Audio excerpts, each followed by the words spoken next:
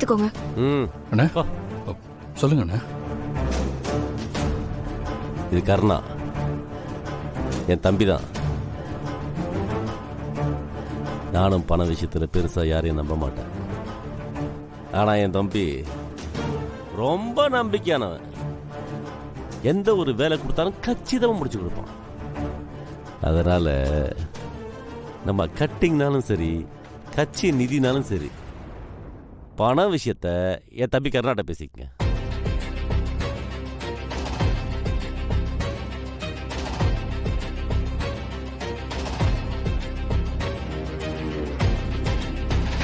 சரிங்க சார், நான் அப்ப கிளம்புறேன்.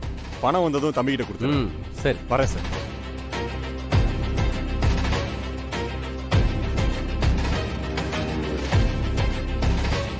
அப்ப ஏதோ சொல்லிட்டு இருந்தீங்களே, என்ன சொன்னீங்க?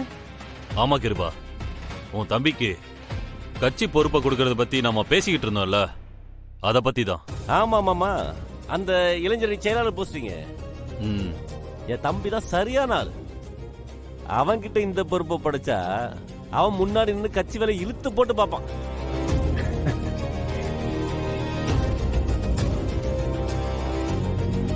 பரவாயில்லையே, நான் கூட சும்மா பேச்சுக்கு தான் கருணாவை அரசியல் வாரிசுன்னு சொல்றாருன்னு நினைச்சேன். ஆனா உண்மையிலேயே இவனை நம்பி பெரிய கட்சி பொறுப்பெல்லாம் ஒப்படைக்கிறாரே.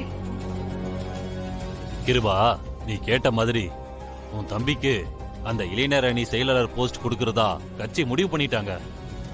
நீ கேட்டதுக்கு அப்புறம் வேற யாருக்கு கொடுக்க போறாங்க?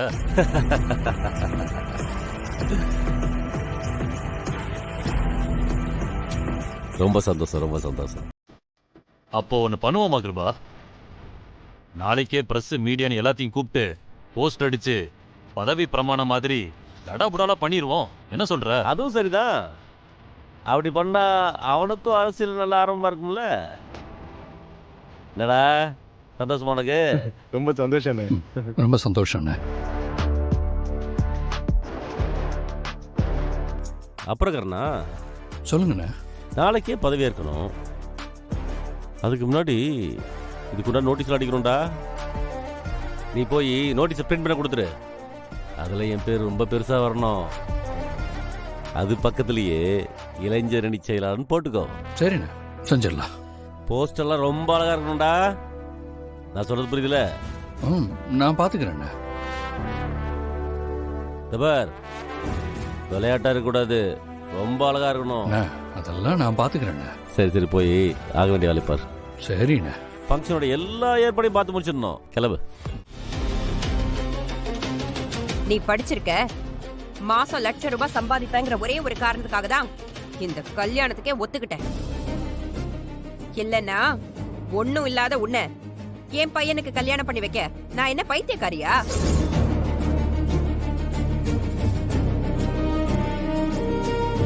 இங்க பாரு, ஏற்கனவே என் வீட்டுக்காரரு பிசினஸ் பண்றேன்னு கம்பெனி ஆரம்பிச்சு லாஸ்ல போயிட்டு இருக்கு. அந்த கடன் எல்லாம் நீ தான் வேலைக்கு போய் அடைக்கணும். நான் எதுக்கு அதெல்லாம் அடைக்கணும்? ஓஹோ, எதிர்த்து பேசுறியா? எங்க அந்தஸ்துக்கு என் பையனுக்கு வேற ஒரு பொண்ணை கல்யாணம் பண்ணி வச்சிருந்தேன்னா வரதட்சணை கோடி கணக்குல வந்திருக்கும். அத வச்சு எங்க கடன் எல்லாம் அடைச்சிட்டு என் பையனுக்கு தனியா பிசினஸ் ஒண்ணு ஆரம்பிச்சு கொடுத்திருப்பேன். இவன் உன்னை லவ் பண்ணி தொலைச்சதுனாலதான் போனா போகுதுன்னு 20 லட்சத்தோட இந்த கல்யாணத்துக்கு நான் சம்மதம் சொன்னேன். ஆனா இதுக்கப்புறம் இந்த குடும்பத்தோட கடன் எல்லாம் நீ வேலைக்கு போய் தான் அடைக்கணும். அதனால ஏன் பையனை வேலைக்கு போக சொல்றத நிறுத்திட்டு நீ சீக்கிரமா ஒரு வேலை தேடி கண்டுபிடிச்சு வேலைக்கு போற வழிய பாரு. புரியுதா?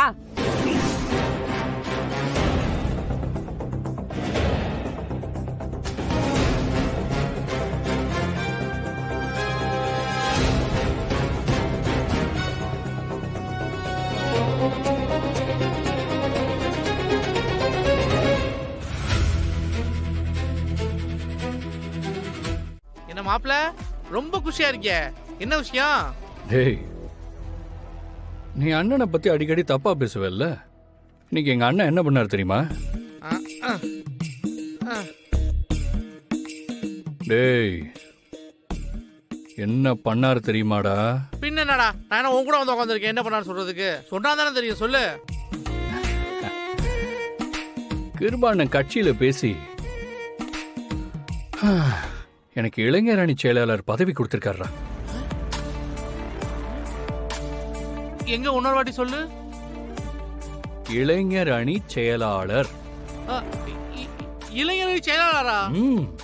என்னடா மாப்பிள்ள சொல்ற? ஒண்ணும் புரியலடா எனக்கு. டேய், இப்ப நான் என்ன பொய்யா சொல்லிட்டு இருக்கேன்? ஆ. நோட்டீஸ் எல்லாம் அடிச்சு நாளைக்கே பிரஸ் முன்னாடி டாடா புடலா எனக்கு பதவி பிரமாணம் செஞ்சு வைக்கிறதா? இந்த பாரு, நான் நேத்து வரைக்கும் சாதாரண ஆளு. ஆனா நாளையில இருந்து என்னோட வாழ்க்கையே மாறப்போகுது. நாளைக்கு நான் அரசியல் களத்துல குதிக்க போறேன். அதுக்கான ட்ரெஸ்ஸு தான் இது.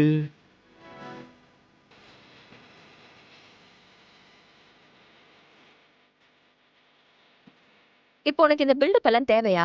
என்னது பில்டப்பா?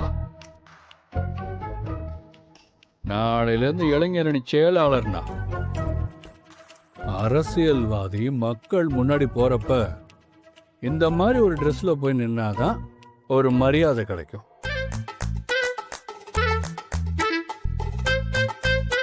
என்ன உன் மூஞ்சிய பார்த்தா நம்பிக்கை இல்லாத மாதிரி தெரியுது. இப்ப பாரு என் கெட்டப்ப.